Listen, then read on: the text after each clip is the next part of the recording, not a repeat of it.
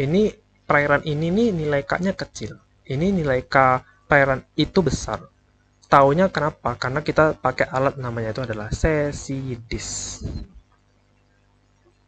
atau juga bisa pakai turbidity meter.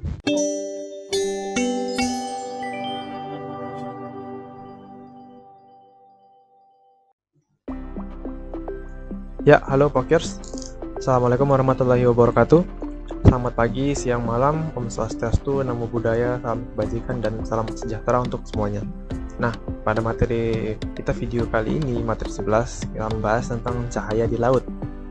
Kelanjutan dari materi sebelumnya, tentang radiasi. Nah, itu kan kemarin kita bahasnya tentang semua panjang gelombang dan mekanisme secara umumnya gimana, ada faktor-faktornya. Untuk video kali ini, timeline yang akan kita bahas itu khusus membahas tentang visible light atau cahaya tampaknya, ya. Kemudian bagaimana proses penetrasi cahaya, faktor-faktor yang mempengaruhi persebaran cahaya di laut, struktur vertikal cahaya di laut, dan bagaimana hubungan antara cahaya di laut dengan produktivitas primer di laut gitu. Khususnya nanti berkaitan sama kegiatan aktivitas fotosintesis ya. Nah gitu. Oke, lanjut aja. Nah, ini. Sebelumnya juga udah disinggung ya gambar ini. Gambar tentang PAR atau photosynthetically active radiation. Nah, ini PAR, photosynthetically active radiation. Nah, ini aku ulas kembali lagi ya, sekilas saja. Untuk di udara dan di air itu kurang lebih sama. Nah, hanya beda di beberapa panjang gelombang yang intens itu ada diserap di wilayahnya masing-masing. Kayak di udara itu untuk IR itu masih cukup tinggi, ya kan? Sama kayak UV juga, UV rendah juga, sama kayak di laut juga UV juga rendah. Nah, yang dibedain itu di sini. Nah, ini kayak di beberapa warna itu penyerapannya itu sangat intens gitu. Kayak di warna merah di atmosfer itu proses absorpsi atau scatteringnya tuh nggak terlalu kuat banget lah, masih kayak ya mirip-mirip, tapi penurunannya nggak terlalu tajam, tanda kutip nggak terlalu tajam gitu ya. Kalau yang di laut itu proses penurunan atau perbedaan simpangan antara panjang gelombang satu dengan lainnya tuh jauh. Contoh kayak warna biru beda banget sama yang warna merah gitu, jauh kan. Sedangkan yang ini di laut, di udara, di atmosfer itu antara warna hijau dengan warna merahnya itu nggak jauh banget simpangannya gitu, intervalnya. Nah, ini intervalnya kan jauh banget ya gitu. Di sini juga sama. Nah, dikarenakan cahaya masuk ke masdar air, maka cahaya-cahaya itu kan dihamburkan, di scattering atau di absorpsi. Nah, ada dua proses kan, ada mengalami hamburan dan ada mengalami penyerapan. Nah, dalam berbagai panjang gelombang ya, khususnya visible light. Contoh kayak cahaya merah, dia di panjang gelombang cahaya merah itu ini aja deh.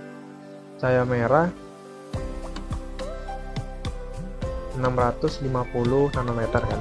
Dia lebih cepat diserap misalkan 1% di kedalaman 10 meter di bawah permukaan laut. Contoh kayak cahaya biru. Cahaya biru itu kan dia ada di 450 nanometer. Penetrasinya itu lebih dalam dan panjang gelombangnya mencapai 1% pada kedalaman sekitar 150 mdpl. Ini rata-rata aja hitungannya. Kalau mau hitungan yang detail atau beberapa kali perhitungan yang lebih, yang sumber referensi lain itu ada video yang sebelumnya. Oke.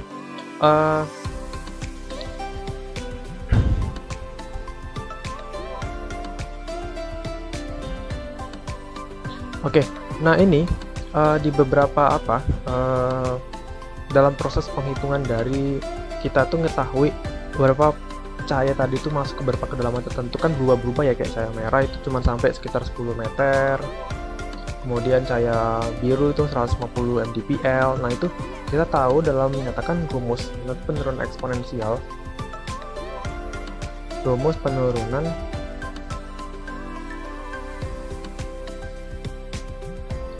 eksponensial cahaya terhadap kedalaman. Cahaya terhadap kedalaman gitu ya. Rumusnya itu K sama dengan ini K ya. Nah, ini K log E intensitas awal dikurang log E intensitas di kedalaman tertentu, ID. Ini ID-nya tuh depth ya, kedalaman tertentu. 0 ini intensitas awalnya dibagi D, kedalamannya berapa. Nah, jadi log E dari intensitas awal, misalnya katakan intensitas awal itu intensitas yang ada di permukaan sini, ini permukaan ya misalnya. Nah, ini I0 nya, kemudian turun ke bawah, misalnya ini 5 meter gitu, berapa ID-nya, berapa intensitas yang di sini, ini kedalamannya 5 meter gitu. Nanti kita akan dapat nilai K. K itu merupakan nilai konstanta koekstensi. Ya, K ini merupakan nilai konstanta ekstinsi. Ekstinsi itu nilai ini yang menyatakan tingkat hamburan dan penyerapan. Nah, jadi dua proses ini dinyatakan dalam bentuk konstanta ekstinsi. Ya, jadi konstanta ekstinsi itu pasti bakal berbeda semua variasi panjang gelombang. Misalnya untuk nilai K biru berapa, K untuk merah berapa, K untuk hijau berapa, pasti beda-beda. Itu tergantung intensitasnya. Jadi ini kita tinggal pilih K warna apa. Biasa orang nyebut, biasa kalau bisa dicatatkan dalam beberapa pernyataan, K panjang gelombang. Misalnya K berapa itu K misalnya 650 gitu, berapa di 650 panjang gelombang nanometer, berapa perubahan konstanta kayak ekstensinya gitu. Contoh kayak warna biru. Biru itu aku tulis di sini lah ya. Biru itu nilai K nya itu kalau nggak salah sekitar 0,0 berapa ya? 0,4 ya. 0,04 per meter. Jadi dalam artian dia akan mengalami penurunan nilai intensitas akibat mungkin karena peristiwa hamburan dan penyerapan, yaitu sekitar 0,04 nanometer atau watt per meter ya. Dia dalam satu intensitas solar energy, watt per meternya gitu, berapa gitu. Misalnya kayak warna merah itu nilai konstanta ekstinsinya itu sekitar 0,14 gitu per meter. Ini nilai intensitas ya, maksudnya nilai intensitasnya 0,14 per meter turun intensitasnya. Lebih cepat ya, kalau yang warna biru agak lebih lama. Nah gitu.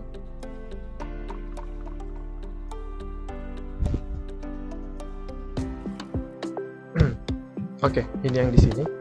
Nah, bisa kelihatan ya kayak misalnya ini konstanta ekstinsi itu dia menggunakan konstanta logaritma atau dia menggunakan variasi eksponensial. Ya, aku bisa kelihatan dari sini grafik eksponensial atau grafik logaritmik ya. Nah, bisa kelihatan, teman yang nggak tahu mungkin bahasa logaritmik, natural, eksponen itu bisa teman-teman pelajari di matematika. Kalau nggak salah tuh di matematika peminatan ya, kalau sekarang kurikulum 2013 di bab 1 pelajaran kelas 10. Nah, aku ingat banget di situ pelajarannya. Nah, ini cahaya dalam satuan persentase untuk di permukaan, ini ada kedalamannya gitu. Ini dalam kondisi, ini walaupun danau, tapi ini bisa kita asosiasikan untuk laut lah ya, karena aku belum jumpa grafik untuk lautnya. Ini cahaya versus profil kedalaman untuk laut cerah dan laut yang mengalami turbit. Turbit itu kayak keruh gitu, banyak sedimen terlarut, sedimen tersuspensi ya. Jadi agak lebih gelap gitu perairannya. Nah, bisa kelihatan kayak di sini grafik untuk perairan, kita katakan perairan ya, bukan danau. Perairan yang cerah itu proses penurunan eksponensial atau penurunan konstanta ekstinsi yang ada di grafik, yang ada di rumus sebelumnya itu dia lebih jauh, lebih smooth gitu, lebih halus, pelan, dan ya nggak terlalu signifikan turunnya ketimbang kayak di laut atau di perairan yang keruh tor gitu, kayak gelap, kayak warnanya perairan itu coklat gitu kan, banyak lumpurnya. Dia akan cepat sekali mengalami proses hamburan atau proses penyerapan gitu. Jadi dua proses tadi, hamburan, penyerapan, mempengaruhi nilai konstanta ekstinsi yang berkurang dengan sangat cepat. Nilai K-nya di sini downnya sangat cepat. Sedangkan yang di sini K-nya agak lebih lambat lah gitu. Nah, selain tadi yang menyebabkan nilai konstanta ekstinsi tadi, selain karena turbit, ada banyak faktor gitu. Oke. Faktornya apa aja guys? Jadi ada beberapa faktor yang mempengaruhi penetrasi cahaya.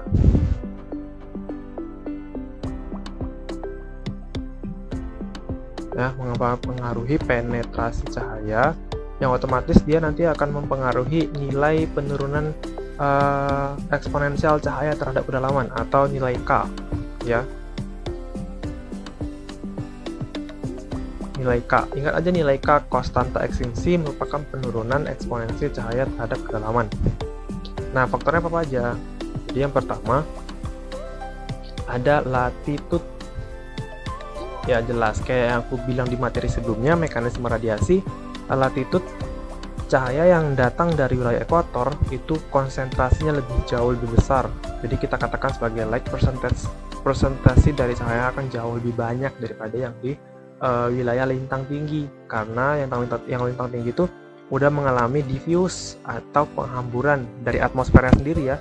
Belum kena di lautan, udah kena hamburan gitu. Jadi di atmosfernya udah kena hambur dengan banyak, apalagi kena di lautan gitu. Nah, jadi nilai K-nya pasti beda antara K, walaupun dalam satu panjang gelombang, misalnya kayak K biru di laut di ekuator dengan K biru di laut misalnya laut Bering tahu nggak di mana, di antara Rusia sama Alaska, itu pasti beda nilai K-nya karena persentase cahaya yang datang, intensitasnya itu udah berkurang karena faktor pengaruh hamburan dan refleksi proses-proses optik lainnya yang diterima di atmosfer udah terjadi lebih dulu ketimbang yang di lautan gitu. Yang di latitude, ya. Jadi latitude akan berbeda, nilai K ekuator dan di lintang tingginya berapa gitu. Kemudian yang kedua, season,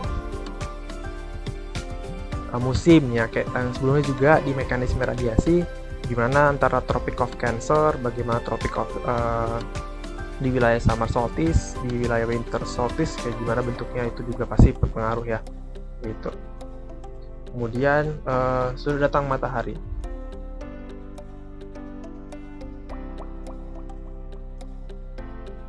Nah, mungkin teman-teman mengiranya sudut datang matahari itu kan udah dijelasin di latitude gitu, tapi juga ini ada yang variasi harian, ya pasti kan, kayak misalnya pagi hari sudut datang matahari kan masih rendah, ya, matahari mungkin berada beberapa derajat dari ufuk horizon.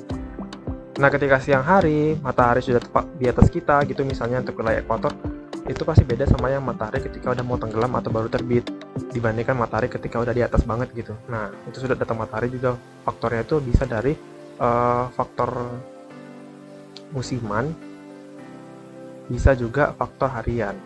Nah, di faktor harian bisa dicek, ya. Faktor harian itu nanti ketika ketika pagi hari, ketika baru-baru matahari terbit, itu laut itu masih agak gelap gitu, karena masih cahaya yang datangnya masih dalam bentuk ada sudutnya gitu. Jadi sudutnya itu akan mempengaruhi proses-proses kayak hamburan, terpantulkan, refleksi, kemudian faktor-faktor lain. Ketika dia udah agak tegak di atas kita gitu kan, udah tegak lurus terhadap perairan gitu, misalnya terhadap lautnya gitu. Nih, ini matahari, ini jam 8 pagi misalnya, ini jam 12 siang, kan kita beda kesini kan. Nah, kan beda nih, udah kena pantulan lah, bla bla bla, peristiwa lainnya gitu, ketimbang matahari ketika udah di sini gitu. Nah, beda, ya. Kemudian time of day, ya, waktu ini berhubungan sama sudut datang matahari sih. Kemudian awan, tutupan awan. Nah, jadi ketika wilayah di atmosfer yang banyak tutupan awan gitu, misalnya kayak musim penghujan, musim monsun barat, di wilayah monsunal kayak di perairan Jawa, Laut Jawa, perairan Bali, NTB, NTT. Nah, itu pasti perairannya itu punya nilai konstanta ekstinsi yang beda sama di wilayah lain kayak yang cerah-cerah, misalnya ketika perairan itu sedang sedang musim kemarau gitu, ketika tutupan awannya minim. Jadi tutupan awan itu berpengaruh banget sama nilai K atau nilai proses ini, ya, nilai kedalaman itu, penurunan cahaya terhadap kedalaman gitu. Kemudian ion terlarut. Nah, ion terlarut ini kayak dia tuh bakal ngaruh banget sama proses absorpsi cahaya gitu. Jadi kayak jejak-jejak khususnya, ya, kayak ada amonia, ada protein terlarut di air, ada nitrat, ya kan. Yang ketiga ini dia mengalami solusi. Nah itu dia akan menghambat transparansi air khususnya itu untuk cahaya-cahaya UV atau violet. Pokoknya yang panjang gelombangnya itu short wavelength ya.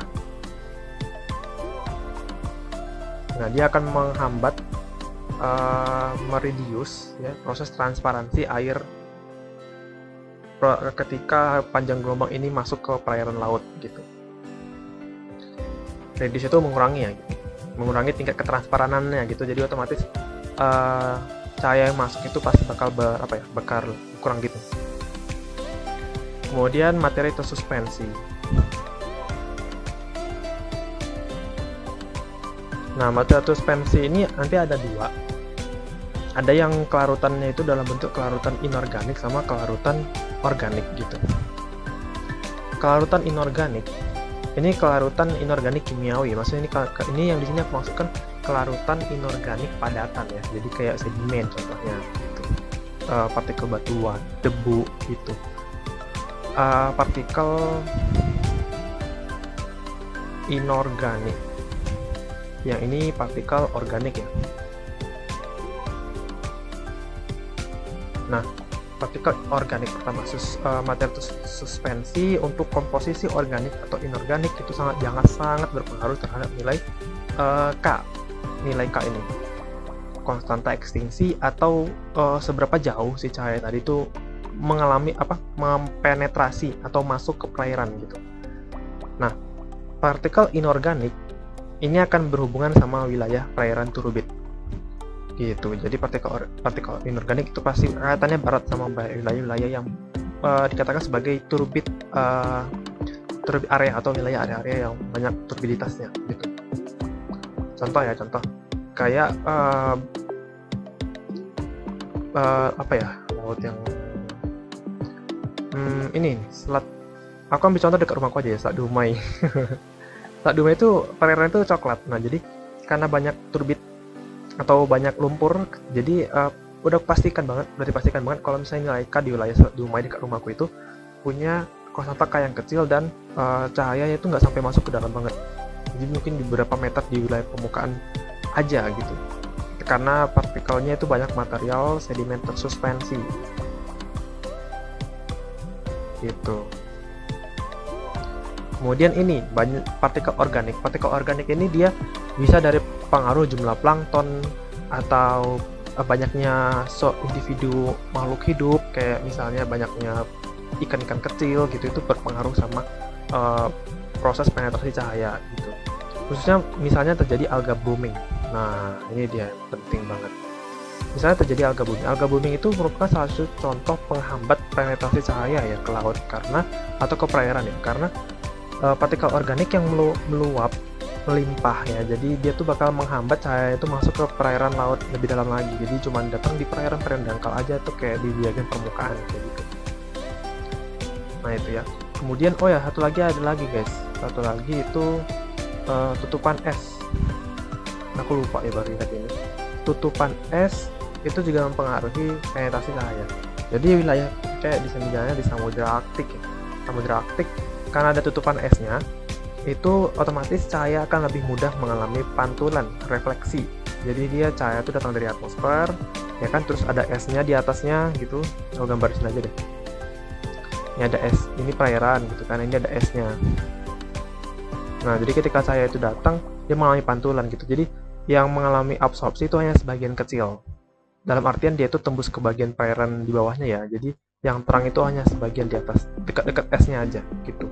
Karena faktor dari es yang sifatnya kristal pasti ada memantulkan, juga mengalami efek refraksi juga karena padat kan gitu. Nah di bagian bawahnya gelap gitu, sini terang, sini gelap kayak gitu ya. Ini beberapa faktor-faktor yang mempengaruhi.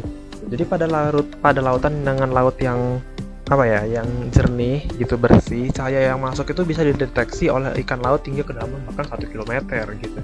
Tapi itu sangat jarang sih. biasanya cuma sampai sekitar ya ini 20 meteran, 15 meter, atau paling jauh sekitar 150 meter untuk frekuensi cahaya itu ya warna biru ya, sekitar 150 meter. Nah, pada air laut yang mengalami turbiditas atau turbid lake atau turbid wilayah perairan turbid, hamburan dan penyerapan, dua peristiwa tadi ya, hamburan dan penyerapan itu meningkat gitu dengan kehadiran adanya akumulasi silt atau akumulasi lempungan gitu. Dan pada kondisi tersebut cahaya itu kayak bisa masuk cuma sampai di kedalaman ya 20 meter atau lebih dangkal lagi 5 meter gini. Untuk wilayah banyak partikel sedimen tersuspensi. Nah, tahunya gimana kita tahu? Ini perairan ini nih nilai K-nya kecil. Ini nilai K perairan itu besar. Tahunya kenapa? Karena kita pakai alat namanya itu adalah CCDIS. Atau juga bisa pakai turbidity meter.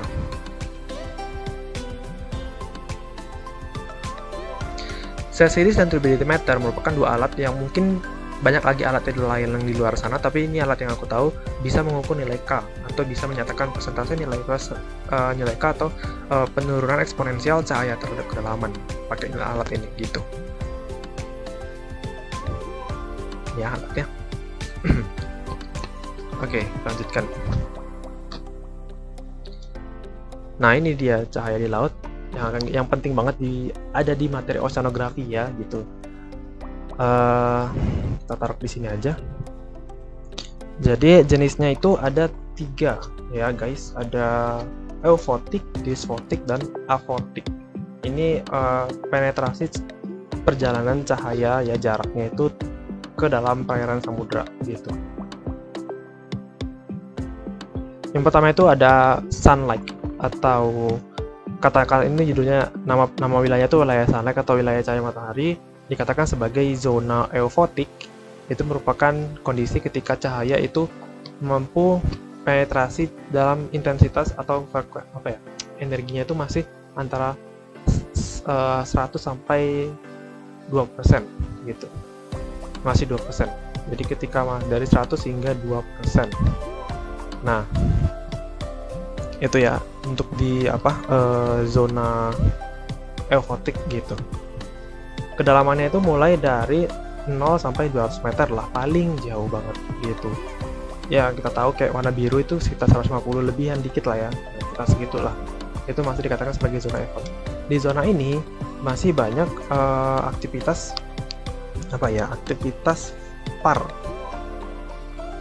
photosynthetically active radiation. Jadi di wilayah ini merupakan wilayah PAR yang sangat-sangat efektif untuk aktivitas aktivitas produksi primer di lautan atau peristiwa fotosintesis di lautan. Jadi zona ini tempat terjadinya fotosintesis yang menghasilkan unsur-unsur organik oleh tumbuhan. Nah, zona eufotik tadi kan sampai kedalaman yang hanya 1 meter lah. Jadi aku buat 2% aja lah ya. Tapi batasnya itu sampai 1%. Sinar dapat masuk itu dikatakan sebagai zona eufotik. Ya, batasnya itu paling minimal banget lah, kasih tawar harga gitu 1%. Nah, itu mencapai paling maksimal tuh 200 meter, paling maksimal 200 meter. Berbeda-beda guys, jadi nggak semua tempat itu sama gitu. Kayak misalnya yang di perairan dekat-dekat pantai itu penetrasinya cuma sampai 15 meter untuk eufotik ya gitu. Jadi untuk eufotik misalnya kayak pantai itu cuma sampai sekitar 15 meter. Tapi kayak di laut luas kayak samudra gitu ya, laut pokoknya yang luas banget lah, itu sekitar maksimal ya, ini batas maksimal ya, antara 160 sampai 200 meter gitu. Ini antara 0 sampai 160 atau 0 sampai 200 meter lah, sekitar 160 sampai 200 meter itu masih dikatakan sebagai zona eufotik. Kemudian yang kedua ada zona twilight atau zona dysfotik. Ini cahaya matahari sudah berkurang sangat cepat seiring kedalaman dan peristiwa fotosintesis tidak mungkin terjadi di sini gitu. Ya, udah nggak ada lagi peristiwa fotosintesis di wilayah ini. Jadi ini bukan wilayah PAR ya, bukan wilayah photosynthetically active radiation, bukan wilayah PAR. Jadi di sini tuh zona dysfotik itu dia kedalamannya itu mulai kurang dari 1% sampai 0%. Jadi antara 1% sampai 0%. Nah, itu cahaya matahari penetrasinya tuh udah dikit banget lah, kayak gitu udah nggak mungkin banget lah ada tumbuhan lagi di sana gitu. Nah kemudian yang paling dalam lagi ada midnight aphotic zone. Namanya aja udah midnight, jadi bayangin aja teman-teman di luar kayak gitu kan, kayak tengah malam dalam keadaan nggak ada lampu sama sekali, misalnya asumsi mati lampu. Nah udah bayang belum mati lampu kayak gimana? Pasti gelap banget kan, kayak nggak ada satupun cahaya yang nampak gitu. Ayo bayangin aja kalau nggak tutup mata teman-teman, tutup mata sekarang coba. Nah coba dilihat, tutup matanya, itu gelap banget kan. Nah itu kalau aku baca di buku referensi di fun fact tentang oceanografi itu laut dalam tuh kayak gitu. Jadi laut dalam tuh bisa dibayangin teman-teman ketika tutup mata atau ketika mati lampu, gelap gulita banget, nggak ada cahaya sama sekali. Nah itu midnight, zona aphotic tadi. Jadi cahaya matahari udah nggak ada lagi mengalami penetrasi di semua lapisan lebih dari 1000 meter tadi ya. Nah zona ini dikatakan sebagai zona kegelapan. Hanya beberapa makhluk hidup yang punya morfologi khusus kayak ikan angler yang punya lampunya di atas ini, giant squid atau tripod fish contoh-contohnya ya, itu mulai kedalaman dari 1000 meter sampai tak terhingga gitu, kayak misalnya di Palung Mariana hingga sampai 8000-an meter kan, atau di samudra itu sampai 4000 meter, 5000 meter kedalamannya. Nah itu pokoknya dari 1000 meter itu udah gelap gulita gitu. Untuk yang zona twilight tadi itu antara 200 sampai 1000 meter ya. Nah itu kurang lebih kayak gitu ya untuk pembagiannya zona-zona tadi. Nah berikutnya, nah ini yang lebih menarik untuk dibahas. Kita mulai menyinggung tentang intensitas cahaya di bagian permukaan aja dulu ya, karena itu yang penting dan ya penting banget yang di permukaan aja sih. Nah ini merupakan grafik hubungan antara zona lingkungan vertikal dengan radiasi oleh matahari dan beberapa benda langit lain yang bercahaya gitu. Dan hubungannya sama yang tiga tadi, euphotic, dysphotic, sama aphotic, terhadap kedalamannya berapa, intensitasnya berapa. Nah ini menarik banget ya. Jadi kita bisa ketahui wilayah phytoplankton dapat berkembang dengan sangat baik yaitu ada di zona euphotic kan. Nah itu kita bisa tahu dari sini aja, dari grafik misalnya kayak cahaya bulan. Cahaya bulan itu, oh ternyata saat malam hari tidak ada terjadi peristiwa fotosintesis karena intensitasnya itu masih lebih kecil untuk mengalami aktivitas fotosintesis ya. Cahaya itu tidak mendukung untuk adanya cahaya bulan itu tidak mendukung adanya aktivitas fotosintesis di lautan. Nah itu cara bacanya gitu ya. Ini ketika ada cahaya matahari, dalam kondisi ketentuan batasan ini merupakan lapisan lautan yang cerah, clear as ocean water, tanpa adanya turbid atau material tersuspensi ataupun faktor halangan lain. Itu mulai dari intensitas 10⁵ mikrowatt per centimeter kuadrat itu sampai berapa ya ini? Nah ini kita tandain batasnya di sini. Nah 200. Nah 200 itu masih dikatakan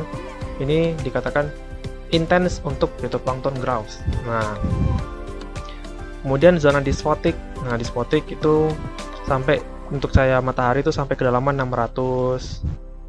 Dari cahaya bulan itu dysphoticnya dari kedalaman misalnya ini berapa ya, 140-an gitulah, ini batasnya sampai sini gitu, cara bacanya gitu sih.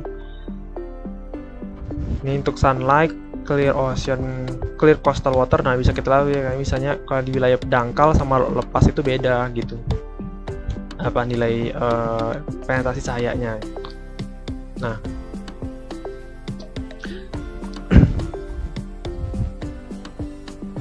Nah ini yang mulai menarik.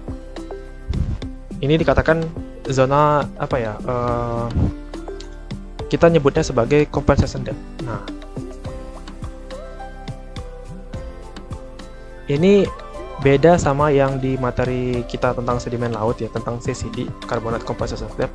Ini compensation depth yang di sini ini berkaitan sama compensation like intensity. Nah jadi ini berhubungan sama compensation like intensity ya, atau batas kedalaman intensitas cahaya tertentu itu maksimal banget untuk peristiwa fotosintesis lah, kurang lebih kayak gitu pengertiannya intensity. Nah, jadi zona lingkungan vertikal tadi kan yang dari afotik, disfotik sampai eufotik itu dia berdasarkan penetrasi cahayanya kan, persentase intensitasnya itu berapa gitu ya kan. Nah, zona terendah disebut sebagai zona eufotik untuk wilayah perairan dangkal sekitar 0 sampai 200 meter maksimal. Zona ini memungkinkan cahaya cukup untuk melakukan proses PAR atau proses fotosintesis, maka dikatakan sebagai wilayah PAR, photosynthetically active radiation zone. Nah, jumlah cahaya yang dibutuhkan dalam proses fotosintesis itu dia menyeimbangkan dengan hasil outputnya juga gitu. Jadi ini perairan gitu ya kan. Asumsi gambar fitoplankton aku gambar alga gini. Atau apa ya? Aku gambar ring lagi tuh lah ya. Aku nggak tahu sih gambar zoomannya gimana, lupa. Diatom gimana? Diatom gini lah ya. Nah,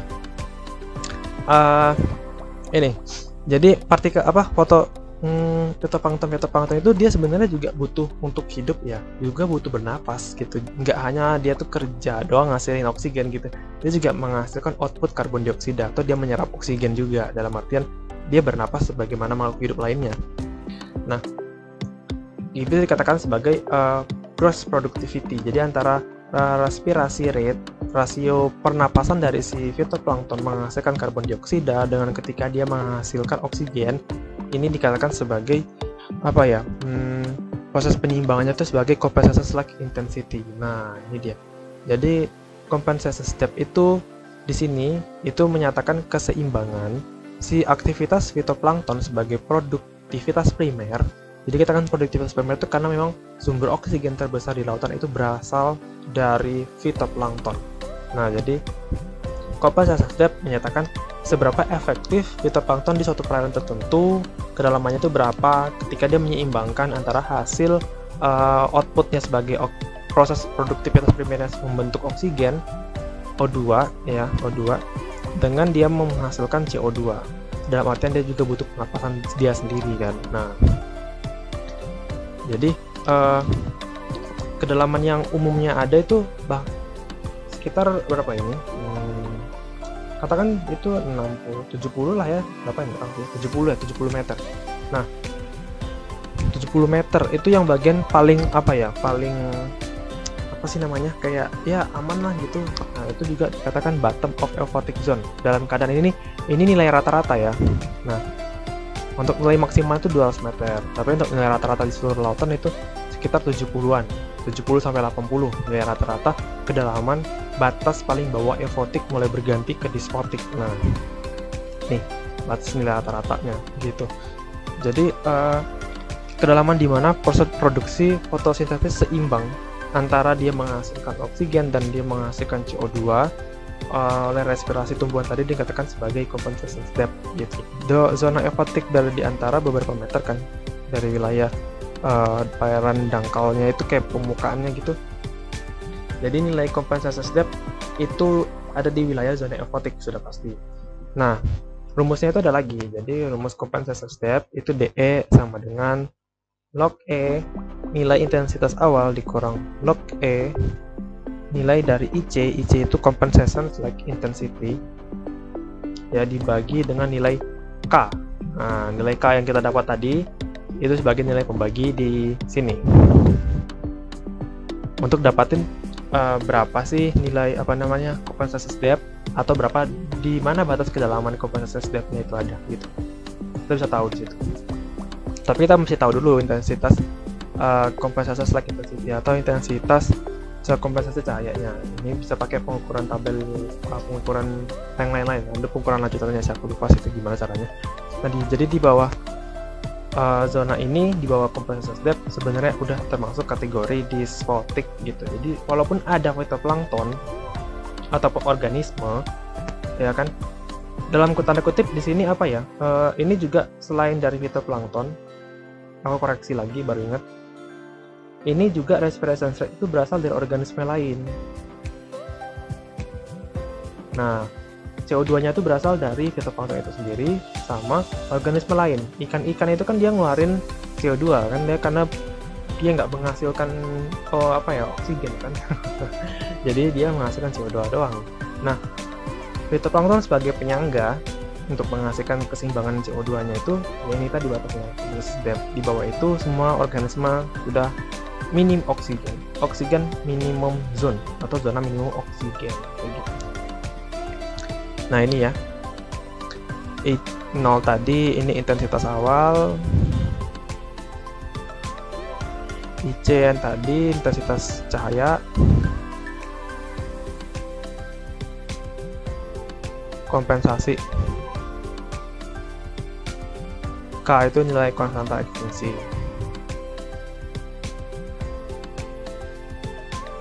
Nah, kita bisa kelihatan ya juga di sini dari gambarnya juga bisa tahu kalau misalnya kedalaman sekitar 25 meter itu merupakan zona produktivitas paling besar, depth of greatest productivity.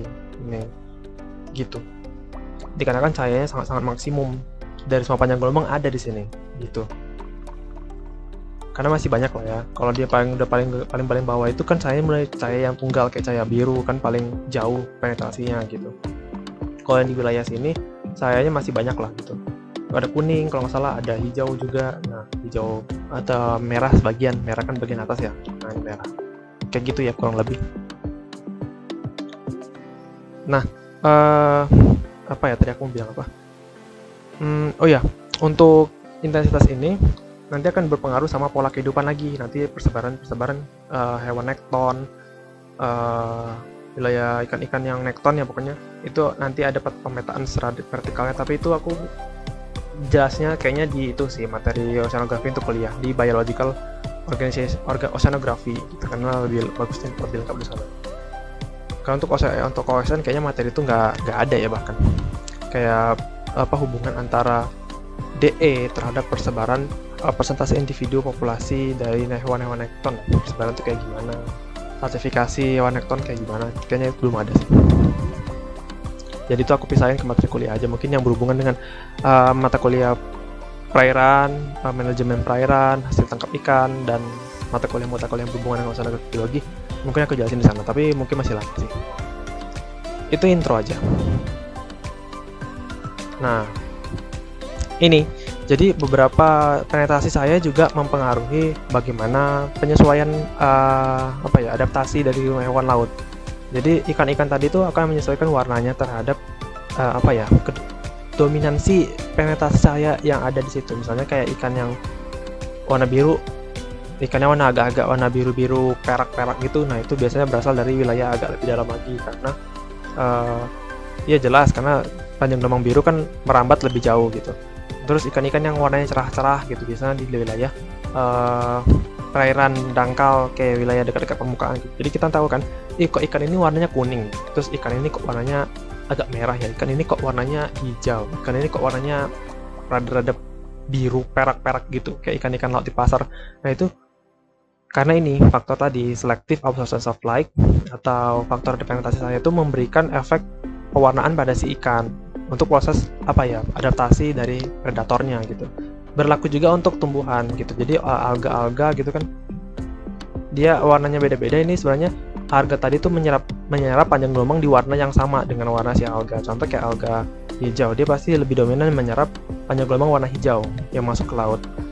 Alga merah dekat banget sama permukaan, jelas ini dekat banget sama perairan permukaan karena dia menyerap cahaya frekuensi di panjang gelombang yang warna merah dominan.